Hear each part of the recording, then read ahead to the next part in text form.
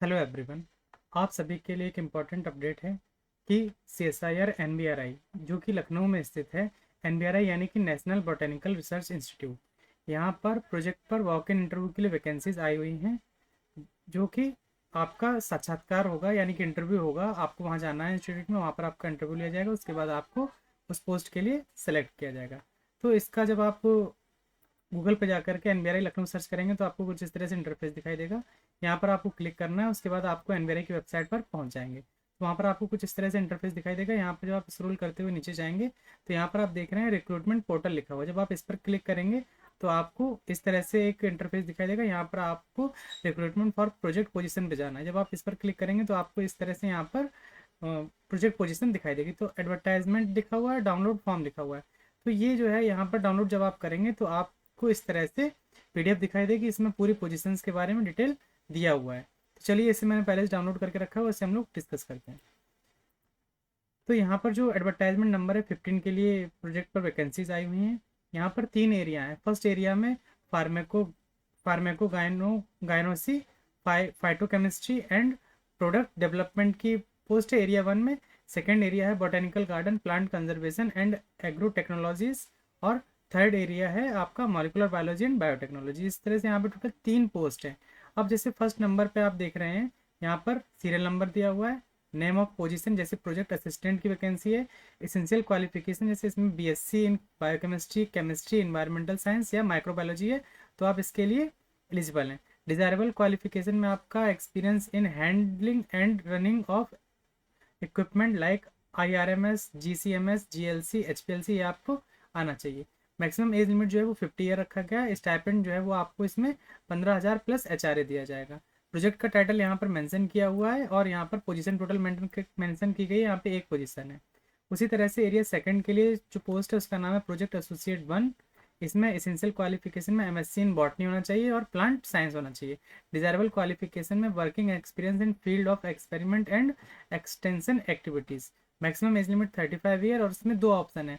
वे student जिनका net get qualified है तो उनको 31,000 प्लस HRA दिया जाएगा, और वे स्टूडेंट जिनका नेट गेट नहीं है तो उनको 25,000 प्लस HRA दिया जाएगा। प्रोजेक्ट का टाइटल है CSIR aroma mission phase 3 SCP-007। ये प्रोजेक्ट नेम हो गया और नेम ऑफ पोजीशन जो है वो यहाँ पर 1 है। इसी तरह से यहाँ पर सारा मेंशन किया हुआ है, आप इसको चेक कर सकते हैं। बात करते हैं इंटरव्यू आपका कब होगा।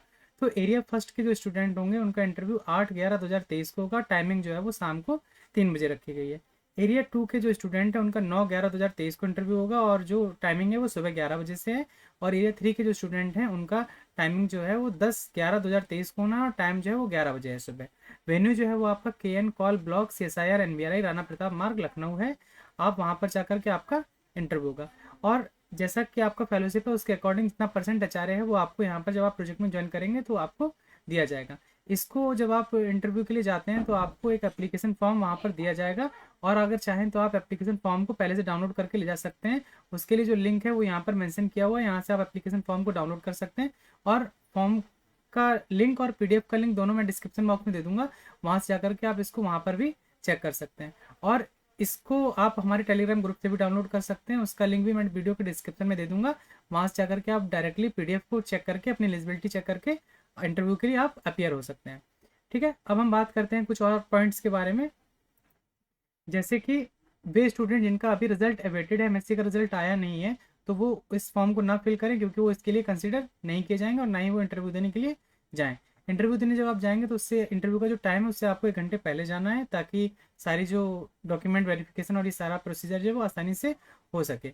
जब आपका इंटरव्यू देने जाएंगे तो हो सकता है वहाँ पर कैंडिडेट का नंबर बहुत ज़्यादा हो जाए, तो उस कंडीशन में वो एक MCQ टाइप क्वेश्चंस भी सॉल्व करा सकते हैं। उसके बाद उसमें से जो सिलेक्टेड कैंडिडेट होंगे उनका इंटरव्यू होगा। तो ये एक ऑप्शन है, हो भी सकता है और नहीं भी हो सकता है। आगे पॉइंट को हम डिस्कस करते हैं। तो जो आपका इंटरव्यू है वो हो सकता है कि एक एक दिन में कंप्लीट हो जाए या फिर इसके लिए 2 दिन लगे।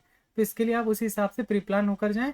और जो इंस्टीट्यूट है उसके पास ये पावर है कि वो नंबर ऑफ पोजीशन जो है वो चेंज कर सकता है। अगर उसको अच्छा लगा तो वो और एक से ज़्यादा पोजीशन भी उस टाइम पर ऐड कर सकता है, या फिर जो पोजीशन है उसको भी ख़त्म कर सकता है। इसमें कोई भी आप क्लेम करेंगे तो वो आपका मान्य नहीं होगा।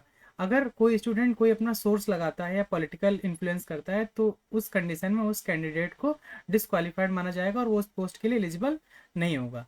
In case it is detected at any point time of future, अगर फ्यूचर में क्या होता है कि कोई कैंडिडेट है, अगर उसकी एलिजिबिलिटी जो है वो योग्य नहीं पाया जाएगा, मान लो उसकी एलिजिबिलिटी कुछ और थी लेकिन उसमें कुछ और मेंशन करके वो सेलेक्ट हो गया, और बाद में पाया जा रहा है कि वो एलिजिबल ही नहीं है, एक्सपीरियंस ही नहीं है उसके पास में, तो हो सकता है कि इंस्टीट्यूट उसको निकाल सकता है, ये इंस्टीट्यूट के पास में पावर है। ठीक है।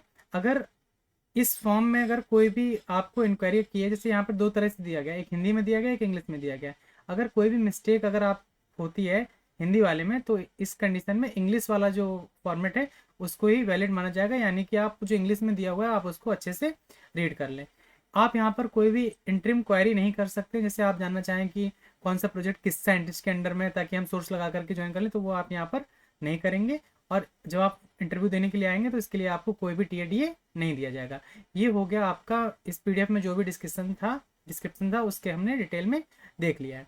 अगर ये वीडियो आपको पसंद आया हो तो इस वीडियो को लाइक करिए, अगर अभी तक आपने चैनल को सब्सक्राइब नहीं किया हुआ तो चैनल को सब्सक्राइब कर लीजिए, ताकि आने वाले वीडियोस की नोटिफिकेशन आपको मिलते रहें, और जितना अधिक हो सके आप अपने फ्रेंड्स में शेयर करिए ताकि उनको भी इसके बारे में जानकारी हो सके। धन्यवाद।